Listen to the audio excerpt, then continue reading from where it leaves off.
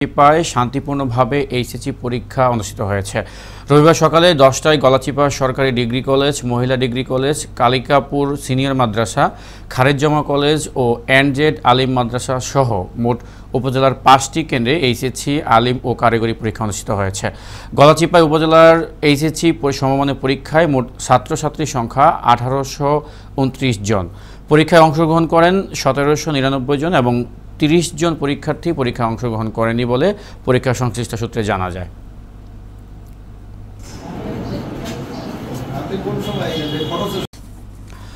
মাত্রাতিরিক্ত বিদ্যুৎ বিল, ভয়াবহ লোডশেডিং সহ নানা অভিযোগে চাঁদপুর পল্লী বিদ্যুৎ সমিতির 2 ফরিদগঞ্জ জোনাল আসনের সামনে বিক্ষুব্ধ গ্রাহকরা মানববন্ধন করেছে। রোববার দুপুরে ফরিদগঞ্জে পল্লী বিদ্যুৎ অফিসের সামনে গ্রাহকরা কর্মসূচি পালন করেছে। এ সময় সড়কে কিছুক্ষণের যানজটের সৃষ্টি হয়। থানা পুলিশ ঘটনাস্থলে এসে পরিস্থিতি নিয়ন্ত্রণে নিয়ে আসার পর পল্লী বিদ্যুতের ডিজিএম প্রকৌশলী কামাল হোসেন এসে গ্রাহকদের সমস্যা শুনে সমাধানের আশ্বাস দিলে গ্রাহকরা ফিরে যায়। মানববন্ধনের সংবাদ পেয়ে উপজেলা আওয়ামী লীগের সভাপতি ও পৌর মেয়র যোদ্ধাহত বীর মুক্তিযোদ্ধা আবুল খায়ের পাটোয়ারি ঘটনাস্থলে গিয়ে বিদ্যুৎ বিভাগের প্রধানসহ অন্যান্য কর্মকর্তাদের সাথে কথা বলেন। তিনি দ্রুত বিদ্যুতের সমস্যার সমাধানে ব্যবস্থা নিতে বলেন। আবার আসেন আপনি 3টার দিকে, আবার চলে যায়, আবার সকাল পর্যন্ত কারেন্ট থাকে না। আসলে আমরা ঘুমাতে পারি না, আমরা নামাজ পড়তে পারি না গরমের খেলায়।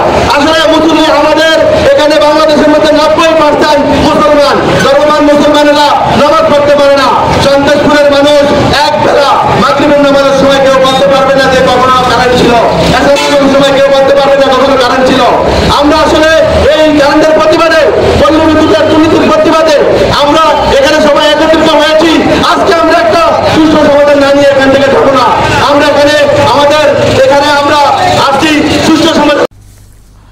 বরিশাল রূপাতলী গ্যাস টারবাইন এলাকায় জমি সংক্রান্ত বিরোধের জেরে হানিফ খান নামের বিএনপির এক নেতার বাম হাত দা দিয়ে কুপিয়ে রক্তাক্ত জখম করে প্রতিবেশী গোলাম কিবরিয়া। কুপাতে গিয়ে তিনি নিজেও আহত হন। মঙ্গলবার দুপুরে গ্যাস টারবাইন এলাকায় এই ঘটনা ঘটে। আহতকে স্থানীয়রা উদ্ধার করে বরিশাল শেরে বাংলা মেডিকেল কলেজ হাসপাতালে ভর্তি করান। তাকে হত্যার উদ্দেশ্যে হামলা চালিয়ে শরীরের বিভিন্ন স্থানে রড দিয়ে পিটিয়ে রক্তাক্ত জখম করে এবং বাম হাতের কবজিতে দা দিয়ে কূপ দেয়। তবে এই ঘটনায় কোতোয়ালি মডেল থানায় পাল্টাপাল্টি অভিযোগ দেওয়া হয়। ভুক্তভোগী হানিফ প্রশাসনের ঊর্ধ্বতন কর্তৃপক্ষের কাছে আশু দৃষ্টি কামনা করেছেন।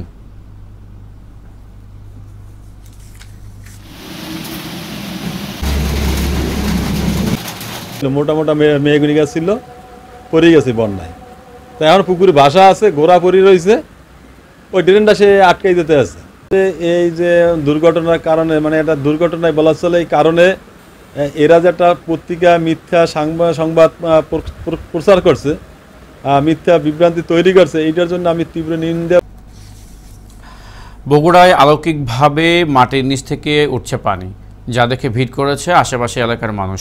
তবে স্থানীয়রা বলছে মাটির নিচে গ্যাসের চাপের কারণে ঘটতে পারে এমন ঘটনা। তবে এমন ঘটনা দেখে পুরো এলাকা জুড়ে শুরু হয়েছে হইচই। কোনোরকম বৈদ্যুতিক লাইন কিংবা স্পর্শ ছাড়াই এভাবে পড়ছে পাইপ থেকে পানি, যা অবাস্তব মনে হলেও সত্য। এমনই এক এলাহি কাণ্ড ঘটেছে বগুড়ার গাবতলী উপজেলার নেপালতলী ইউনিয়নের বুরুজ গ্রামের জাবেদ আলীর বসতবাড়ির আঙিনায়। তারা থিয়ে গেছে বসে, তেম কইলেও 2-3 দিন ইনকে হবি, তারপর সাইরে যাই। তো 2-3 দিনেও তো এখন 10 দিন হয়ে যাচ্ছে, 10 দিনের ধাক্কা, তা ভালো হচ্ছে না। তো এখন কি করলে ভালো হবি সেই চিন্তা ভাবনা, এখন আমরা সেই চিন্তা ভাবনা দেখি যে রানী উঠিচ্ছে। সাতক্ষীরায় সংরক্ষিত নারী আসনের সংসদ সদস্য লায়লা পারভিন সেজুতির অনুকূলে বরাদ্দকৃত টিআর, কাবিখা, কাবিটা ও ঐচ্ছিক তহবিল থেকে সদর উপজেলার 60টি চেক বিতরণ করা হয়েছে। বিভিন্ন ক্লাব, লাইব্রেরি, নাট্য সংগঠন, নারী সংগঠন, মসজিদ, মাদ্রাসা, রাস্তা ও সেচ সেবা ব্যবস্থার উন্নয়নে এই চেক বিতরণ করা হয়। শনিবার সকালে সাতক্ষীরা সদর উপজেলা পরিষদের ডিজিটাল কর্নারে চেক বিতরণ অনুষ্ঠানে সভাপতিত্ব করেন সদর উপজেলা নির্বাহী কর্মকর্তা সোহাইব আহমেদ। অনুষ্ঠানে প্রধান অতিথি হিসেবে বক্তব্য রাখেন সংরক্ষিত নারী আসনের সংসদ সদস্য, যুব ও ক্রীড়া মণ্ডলে সম্পর্কিত সংসদীয় স্থায়ী কমিটির সদস্য লায়লা পারভিন সেজুতি। এ সময় আরও বক্তব্য রাখেন সদর উপজেলা পরিষদের মহিলা ভাইস চেয়ারম্যান কোহিনুর ইসলাম, সদর উপজেলা প্রকল্প বাস্তবায়ন কর্মকর্তা মোহাম্মদ ইয়ারুল হক সহ আরও অনেকে। আপনাদের সাথে কাজ করি, একেবারে মাটি মানুষের সাথে আমার কাজ, একেবারে সাধারণ মানুষের মতোই আমি চলতে পছন্দ করি এবং সাভারে অনুমোদনবিহীন ভবন নির্মাতা প্রতিষ্ঠান মঞ্জিল বিল্ডার্সের মালিক নাজবুল আরিফের বিরুদ্ধে প্রায় ৫ কোটি টাকা আত্মসাতের অভিযোগে মানববন্ধন করেছে ভুক্তভোগীরা। সকালে সাভার পৌরসভার ব্যাংক কলোনি এলাকায় মঞ্জিল বিল্ডার্সের নির্মাণাধীন ভবনের সামনে মানববন্ধন ও সংক্ষিপ্ত সমাবেশ করেছেন গ্রাহকেরা। সমাবেশে বক্তারা বলেন, ২০২০ সালে বুকিং দেওয়া ফ্ল্যাট ২০২২ সালের মধ্যে বুঝিয়ে দেওয়ার কথা বলে শিক্ষক, প্রবাসী, ব্যবসায়ী ও চাকুরিজীবী সহ ১৭ জন গ্রাহকের কাছ থেকে প্রায় ৫ কোটি টাকা হাতিয়ে নিয়েছেন মঞ্জিল বিল্ডার্সের মালিক নাজমুল আরিফ। এ সময় ভুক্তভোগী গ্রাহকেরা ভবন নির্মাতা প্রতিষ্ঠানের মালিক নাজমুল আরিফের বিরুদ্ধে আইনগত ব্যবস্থা সহ গ্রাহকদের ন্যায্য পাওনা বুঝিয়ে দিতে সরকারের হস্তক্ষেপ কামনা করেছেন। আমি একজন প্রবাসী। আমি এখানে একটা বিল্ডিং হচ্ছে, আপনারা দেখতে পাচ্ছেন এই জায়গার ভিতরে, এটা মঞ্জিল বিল্ডার্স, মালিক হচ্ছে নাজমুল আরিফ। আমরা এখানে 10তলা বিল্ডিং 4 ইউনিটের, আমরা এখানে প্রায় 17 জন ভুক্তভোগী এই জায়গায় টাকা আমরা পেমেন্ট করছি প্রায় 4 কোটি টাকার উপরে। ওনারা 2022 ডিসেম্বরে আমাদেরকে বিল্ডিংটা বুঝিয়ে দেওয়ার কথা, কিন্তু আমাদেরকে বুঝিয়ে দিচ্ছে না, কাজ স্টপ করে রাখছে। এই পর্যায়ে আমরা মালিক পক্ষ এবং ডেভেলপার, আমরা যারা ফ্ল্যাট নিছি, এই ব্যাপারে আমরা বেশ কয়েকবার এগুলো নিয়ে বসছি সমাধানের জন্য, কোনোভাবেই তারা সমাধান আসতেছে না। এবং মালিক পক্ষ এবং ডেভেলপার তারা আমাদেরকে কোনো সহযোগিতা করছে না, বিদায় আমরা বাধ্য হয়েছি মানববন্ধন করার জন্য। এছাড়াও প্রতারণার অনেক মামলা আছে এবং উনি রিসেন্ট গত 8-10 দিন আগেও জেলে ছিলেন। তো তার সাথে আমরা সমঝোতার সব ধরনের চেষ্টাই করছি, করে ব্যর্থ হয়ে গেছি। আজকে আমরা এই প্রতারণার কারণে আমরা তার বিরুদ্ধে আইনগত ব্যবস্থা এবং আমরা যারা ভুক্তভোগী আছি এরা যাতে একটা সুষ্ঠু সমাধান পাই এবং সেই সমাধানকল্পে যা যা করণীয় আমাদের প্রশাসন আছে, সরকার আছে, আমাদের জানাতে। সিরাজগঞ্জের সলঙ্গা থানার ঘুরকা বেলতলা এলাকা থেকে ৩,৪৭০ পিস নেশা জাতীয় ব্রুপেনরফিন ইনজেকশন সহ 2 জন মাদক ব্যবসায়ীকে গ্রেপ্তার করেছে র্যাব 12। শনিবার সন্ধ্যায় র্যাব 12 এর সদর দপ্তরে এক সংবাদ সম্মেলনে একথা জানান র্যাব 12 এর সদর company commander squadron leader Mohammad Ilias Khan. মাদক ক্রয় বিক্রয়ের কাজে ব্যবহৃত 3টি মোবাইল ফোন, 5টি সিম কার্ড, নগদ 7,875 টাকা ও একটি ট্রাক জব্দ করা হয়। গ্রেফতারকৃতদের বিরুদ্ধে আইনানুগ ব্যবস্থা গ্রহণের জন্য সিরাজগঞ্জের সলঙ্গা থানায় একটি মামলা প্রক্রিয়াধীন রয়েছে।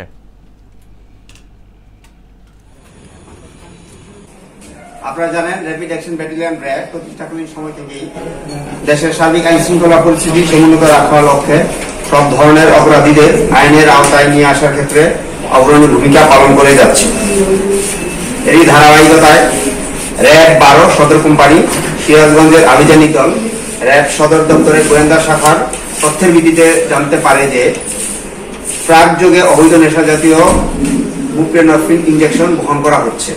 বুপ্রেনরফিন ইনজেকশন উদ্ধার করা হয় এবং ঘটনাস্থল থেকে আসামি মোহাম্মদ শাহিন খান এবং মোহাম্মদ মেহেদি হাসান সর্ব থানা 5 বিবি সর্বজেলা জয়পুর হাটদয়কে আটক করা হয়।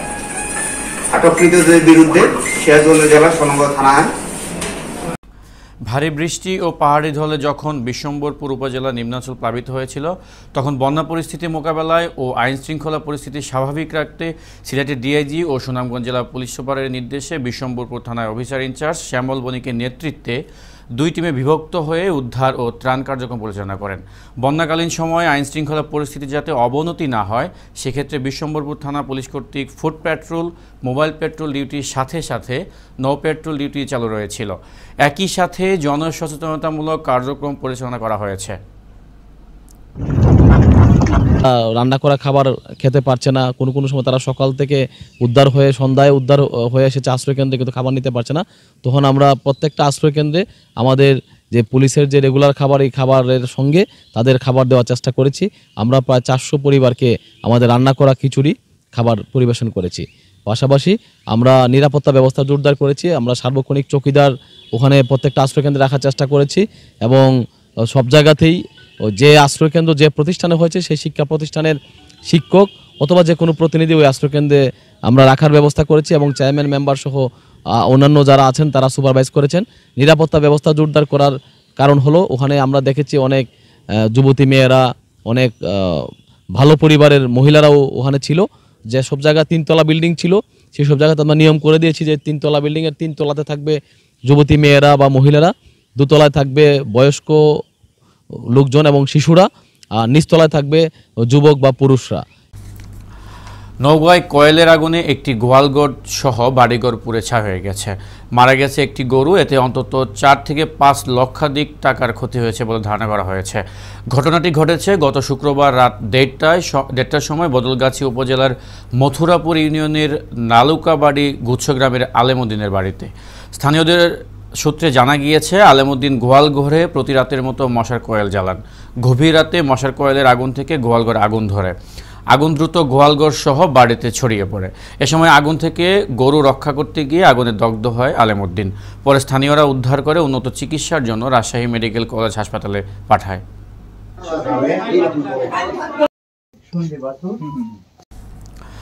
মাধবদী পৌরসভা আওয়ামী লীগ ও সহযোগী সংগঠনের উদ্যোগে বাংলাদেশ আওয়ামী লীগের ৭৫তম প্রতিষ্ঠাবার্ষিকী উপলক্ষে আলোচনা সভা, দোয়া ও কেক কাটার অনুষ্ঠানের আয়োজন করা হয়েছে। আলহাজ মনিরুজ্জামান ভূঁইয়ার সভাপতিত্বে অনুষ্ঠিত সভায় প্রধান অতিথি হিসেবে উপস্থিত ছিলেন নরসিংদী জেলা আওয়ামী লীগের সভাপতি আলহাজ জিএম তালেব হোসেন। প্রধান বক্তা হিসেবে উপস্থিত ছিলেন নরসিংদী সদর উপজেলা চেয়ারম্যান আনোয়ার হোসেন আনোয়ার। রবিবার রাত ৮টায় আওয়ামী লীগের দলীয় কার্যালয়ে অনুষ্ঠান অনুষ্ঠিত হয়। আওয়ামী লীগকে আজকে এই শক্তিশালী অবস্থানে আনার জন্য যারা আত্মত্যাগ করেছেন তাদের সকলের প্রতি আমার দেহবাসে নিঃশ্বাসে ঐক্য হোক বিশ্বাসে, এই স্লোগানকে সামনে রেখে পরিবেশ দূষণ ও সামাজিক অবক্ষয় রোধকল্পে মতবিনিময় সভা করেছেন নারায়ণগঞ্জের ফতুল্লার পিনকলিত পোলপাড় এলাকায়। বিকেলে বিশিষ্ট শিল্পপতি ও বাংলাদেশ জাতীয় পার্টির যুগ্ম মহাসচিব সালাউদ্দিন খোকামুল্লার সভাপতিত্বে এই মতবিনিময় সভা অনুষ্ঠিত হয়। এ সময় বক্তারা আক্তার ইস্পাত লিমিটেডের বিকট শব্দ ও কালো ধোঁয়া বন্ধ এবং সামাজিক অবক্ষয়, মাদক ও কিশোর গ্যাংয়ের বিরুদ্ধে বক্তব্য রাখেন। এ সময় উপস্থিত ছিলেন কুতুবপুর ইউনিয়নের ৭, ৮, ৯ নং ওয়ার্ড মহিলা মেম্বার আরজুদা বেগম খুকি, ৭ নং ওয়ার্ড ইউপি সদস্য জাহাঙ্গীর আলম, ৮ নং ওয়ার্ড ইউপি সদস্য ইমাম আলী সহ আরও অনেকে।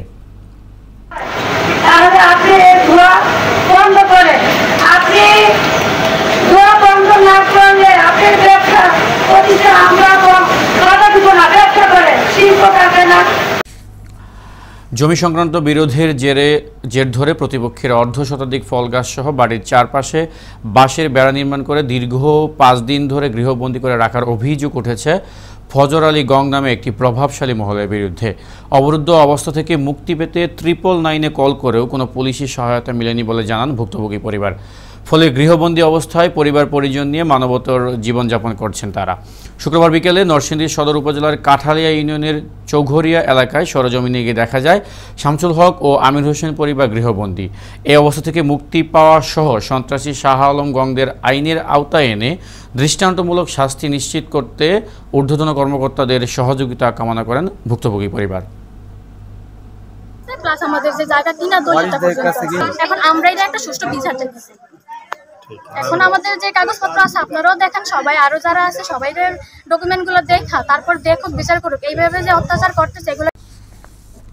নারায়ণগঞ্জের সোনারগাঁও উপজেলার কাঁচপুর ইউনিয়নের ৭ নং ওয়ার্ডে চেঙ্গাইল বড় ভিটা এলাকায় চুরি হওয়া গহনা ফেরত চাওয়াকে কেন্দ্র করে একই গ্রামের মৃত আব্দুর রাজ্জাক মিয়ার ছেলে আনোয়ার হোসেনকে ধর্ষণ চেষ্টা মিথ্যা মামলার অভিযোগ করেন আনোয়ারের স্বজন ও এলাকাবাসী।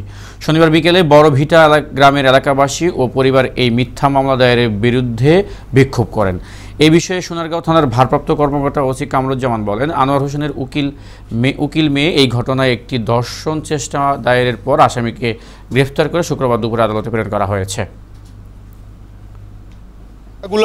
ডাকার জন্য তারা এই সিসি করছে, কিন্তু উনি বয়স 65 আপ ইয়ার পরে ওনার এই দুইটা অপারেশনের পরে এই লোকের ডেলি ইন্স্যুরেন্স লয় 2 বার। উনি ধারায় করতে কথা বলতে পারে না। এই লোক এই দর্শন করবো এটা উনি এই বিস্তারিত এই ঘটনার মূল ভিত্তিতে আমরা সবাই তো ছিলাম, তো এখন সবাই দেখছি এটা একটা মিথ্যা মামলা। এই মেয়ে মিথ্যা মামলা উপরে দিয়া সবার কাছে ওনারা ছোট করার জন্য চেষ্টা করছে।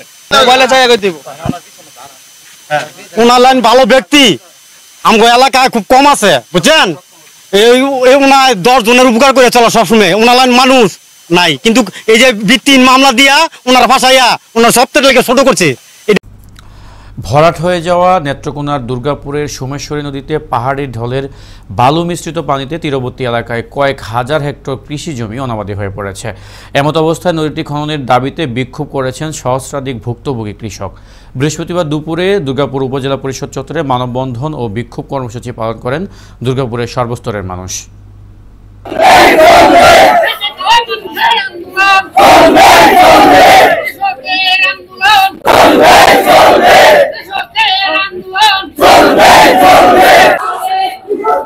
আমাদের দাবি সোমেশ্বরী নদীর বালু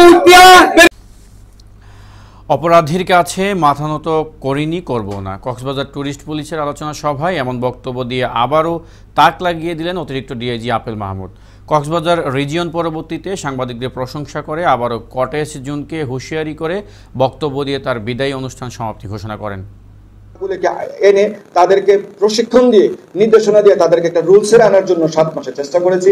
আমরা 52 জন ছিনতাইকারীকে আমাদের টিম আমরা গ্রেপ্তার করে তাদেরকে সংশ্লিষ্ট আইনে বৈধভাবে নিয়মভাবে তাদেরকে আমরা এক একজনের বিরুদ্ধে সুহেল বাহিনীর প্রধান সুহেল, সাইফুল বাহিনীর প্রধান সাইফুল, বাবু বাহিনীর প্রধান বাবু, যে কিনা আমাদের সৌদি নাগরিককে স্টেপিং করে তারা আহত করেছিল, নেপালের পর্যটককে আহত করেছিল, সাতা মার্কেটের ডাকাতি করেছিল, জিনুক মার্কেটে তারা ডাকাতি করেছিল।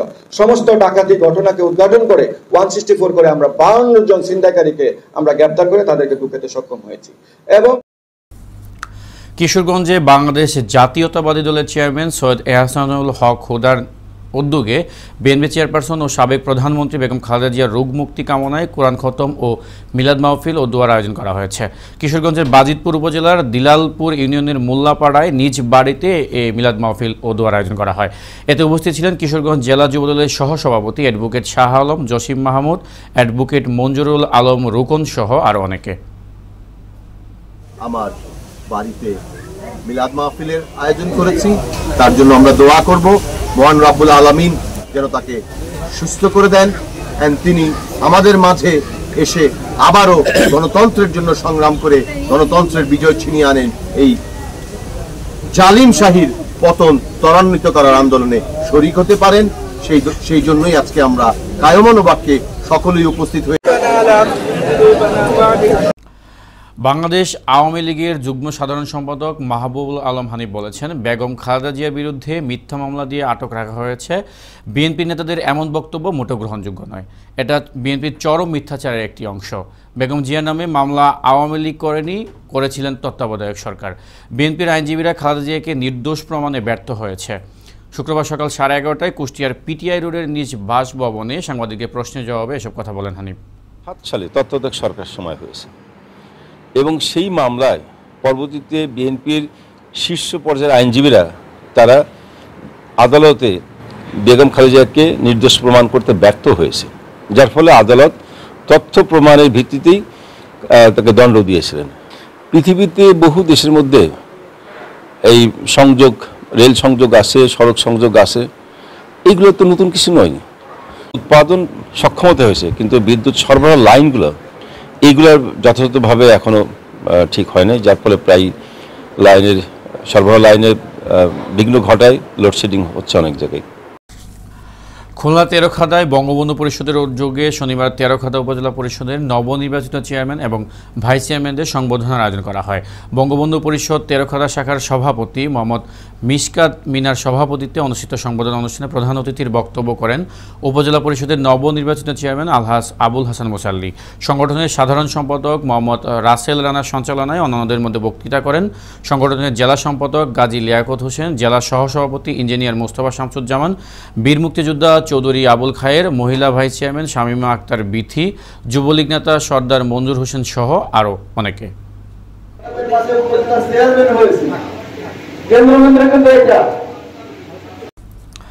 ভুয়া লেফটেন্যান্ট কর্নেল পরিচয়ে এতিমের সংসার ভেঙে কাবিনের 7.5 লাখ টাকা হাতিয়ে নেওয়া প্রতারক দম্পতি সবুর ও লিমা এখন কারাগারে। কুষ্টিয়া সিনিয়র জুডিশিয়াল ম্যাজিস্ট্রেট আদালতে জামিন আবেদন করলে বিজ্ঞ আদালত দীর্ঘ শুনানি শেষে তাদের জামিন না দিয়ে কারাগারে পাঠিয়েছেন। বুধবার 26শে জুন কুষ্টিয়া মডেল থানায় মামলা করেন ভুক্তভোগী ও মামলার বাদী কলেজ ছাত্রী ও এতিম 24 বছর বয়সী কন্যা ইস্টার জাহান। বিষয়টি নিশ্চিত করেছেন কুষ্টিয়া মডেল থানার ভারপ্রাপ্ত কর্মকর্তা শেখ মোহাম্মদ সোহেল রানা। আজ 30 জুন রবিবার কুষ্টিয়ার বিজ্ঞ সিনিয়র জুডিশিয়াল ম্যাজিস্ট্রেটের আদালতে জামিন নিতে এলে বিজ্ঞ আদালত এই প্রতারক দম্পতির জামিন আবেদন বাতিল করে তাদেরকে কারাগারে পাঠানোর নির্দেশ দেন।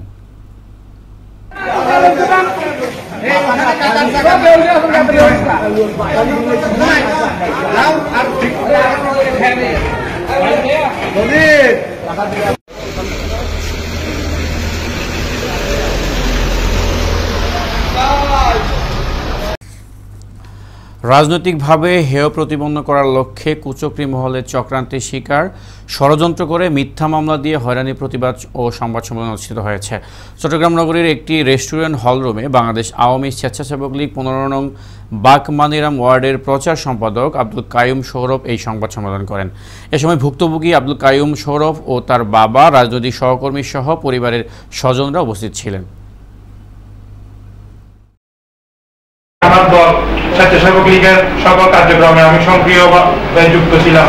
আমার নামে যে ষড়যন্ত্র করছে, আমাকে যে মানে আপনার নিউজ করে যে মানুষের মাধ্যমে সমালোচনা করছে, আমাকে যে ওরা যে বিভ্রান্ত করছে, আমাকে যে হয়রানিগুলো করছে,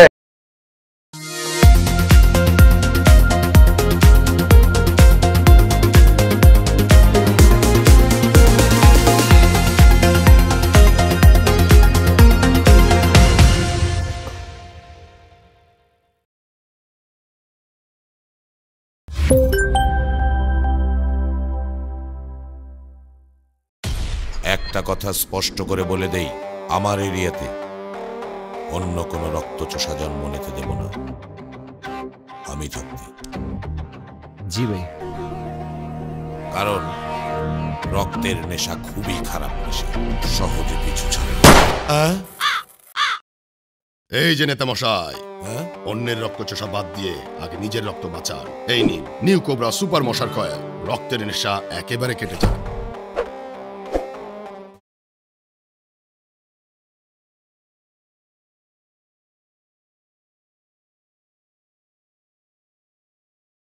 আর নগদে আসলেই যতবার 20 টাকা রিচার্জ ততবার 20 টাকা বোনাস।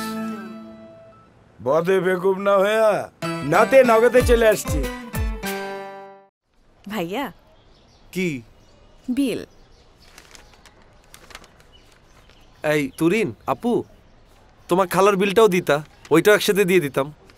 ঢাকা শহরের সব বিলকে আমারই দিতে হইব? বেকুব বেকুব বেকুব বেকুব বেকুব বেকুব বেকুব বেকুব।